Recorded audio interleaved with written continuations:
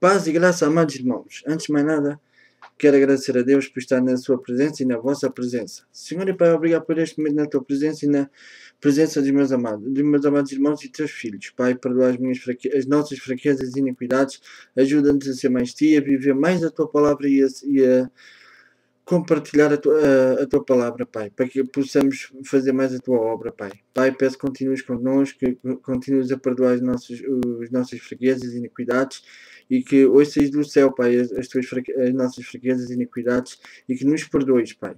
Oh, Pai, também te peço que sares as nossas fraquezas, as nossas dores e doenças e feridas também espirituais e carnais, Pai. Ajuda-nos a superá-las. Aperfeiçoa o teu poder nas nossas fraquezas e enche-nos da tua santa graça, que é o que eu te peço e agradeço em teu nome, Jesus, que vives e reinas para sempre.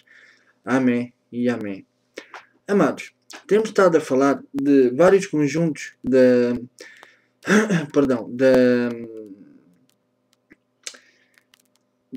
igreja e também temos visto o que é o inicial, o que é também importante.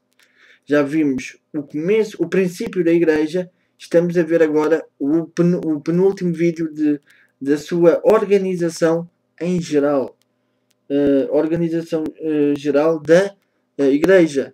E hoje queria ler uma passagem convosco, amados, que é em 2 de Timóteo, 1 Timóteo 5, do versículo 1 ao 21. 1 Timóteo, capítulo 5, do 1 ao 21. E diz assim a santa palavra de Deus. Como tratar os que creem? Não repreenda um homem mais velho, mas o aconselha, como se ele fosse o seu pai. Trate os homens mais jovens como irmãos, mulheres idosas como mães e as mulheres jovens como irmãs. Com toda a pureza. Cuide das viúvas que não tenham ninguém para ajudá-las. Mas se alguma viúva tem filhos ou netos, são eles que devem primeiro aprender a cumprir os seus deveres religiosos, cuidando de sua própria família. Assim eles pagarão o que receberem dos seus pais e avós, pois Deus gosta disso. A verdadeira viúva,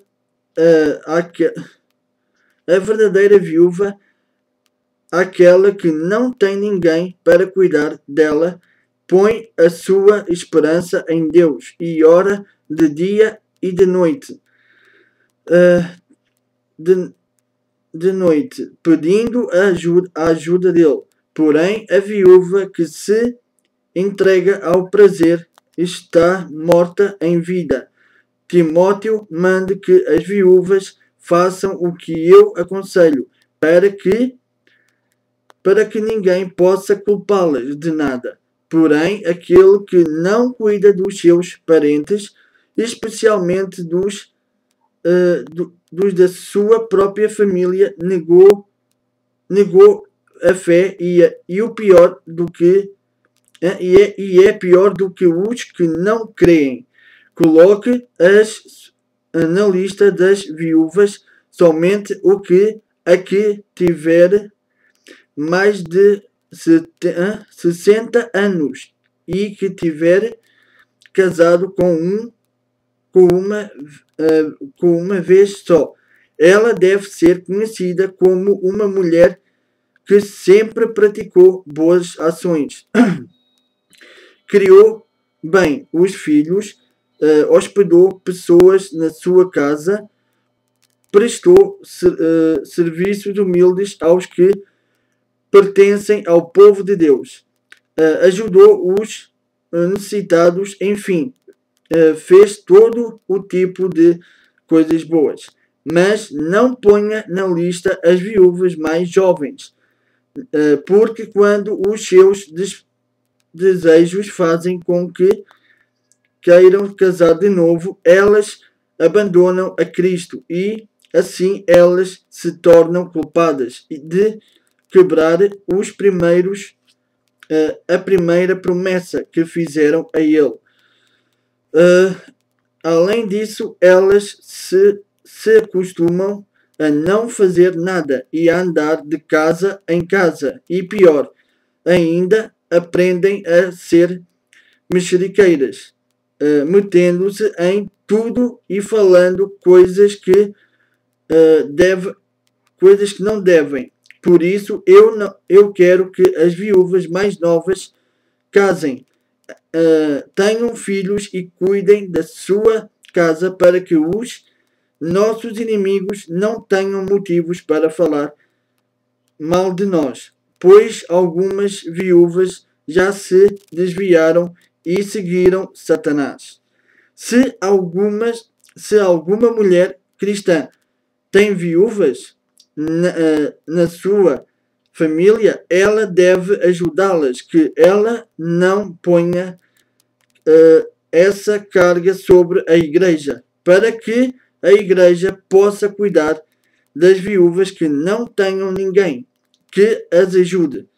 Os presbíteros que fazem um bom trabalho na igreja merecem pagamento em dobro, especialmente os que se esforçam na pregação do Evangelho no ensino cristão, pois as Escrituras Sagradas dizem: não amarre a boca do boi quando ele estiver pisando o trigo. E dizem ainda: o trabalhador merece o seu salário. Não aceite nenhuma acusação contra qualquer presbítero, a não ser que ela seja feita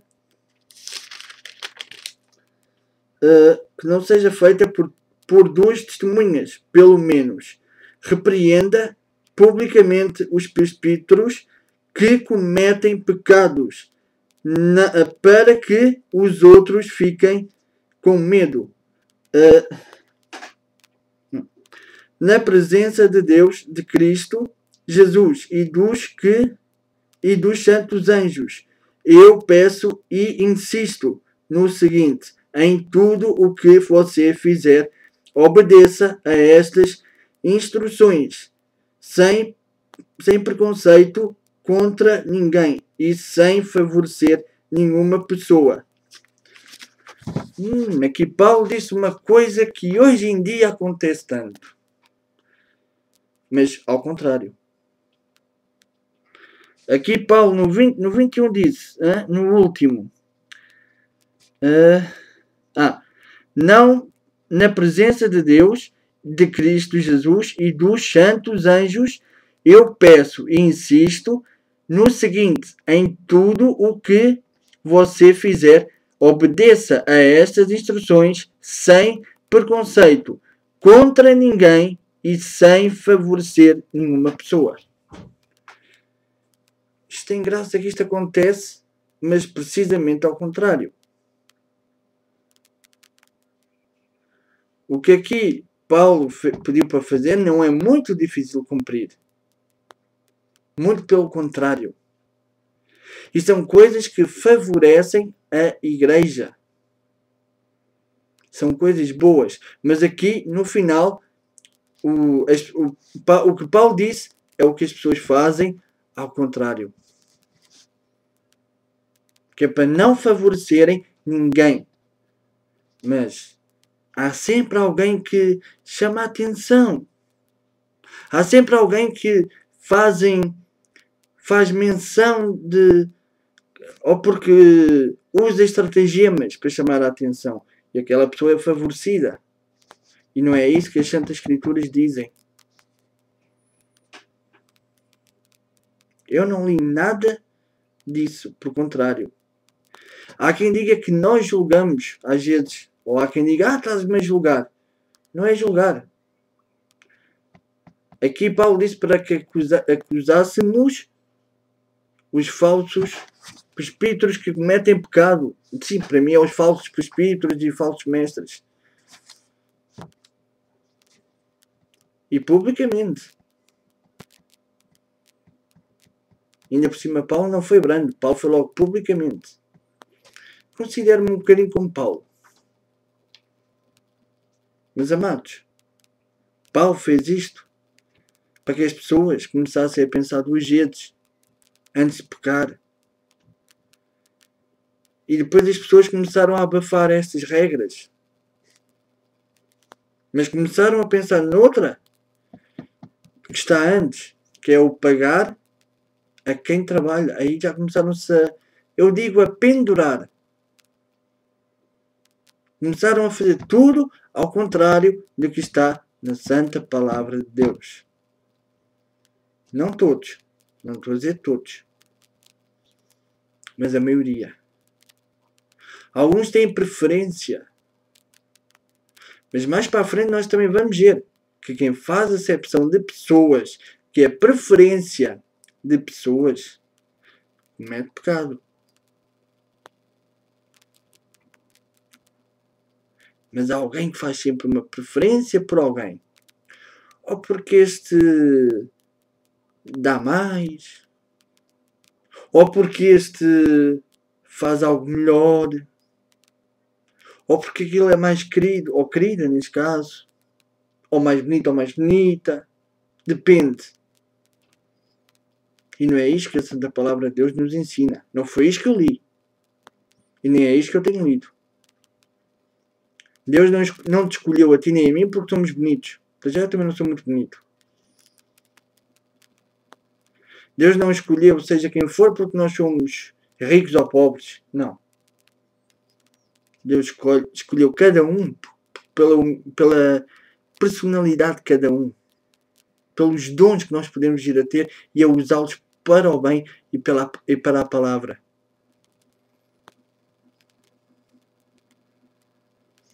Hoje em dia, se calhar há pessoas que estão a passar necessidades, como aqui vemos, e ninguém se importa. Ou quase ninguém se importa. E se calhar as pessoas já nem pedem ajuda, não é só por vergonha, ou por não quererem amassar, mas porque já sabem que não vão receber ajuda.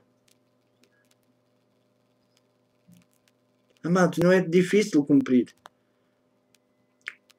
A organização não é tão difícil. Pelo contrário, é uma coisa tão fácil, tão básica.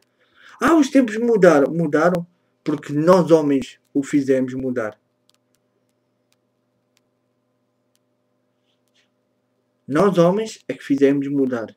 Não foi os tempos. Não foi... Pelo contrário. Nós dizemos que a palavra de Deus é verdade. Não é? Então se é verdade, porque é que nós alteramos as coisas? E nunca nos esqueçamos de uma coisa. Jesus disse: céus e terra passarão, mas a minha palavra permanecerá igual. E em Apocalipse ele diz: ai de quem aumentar ou diminuir algo a minha palavra. Mesmo lá no final.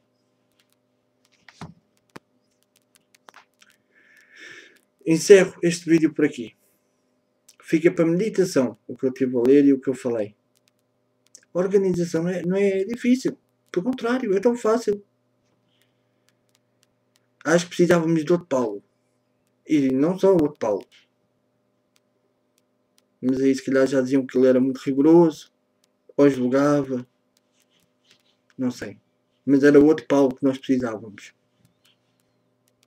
E outros mais da reforma cristã. Precisávamos de muitos para que fosse ao lugar. Mas pronto. Que Deus vos abençoe, hoje e sempre.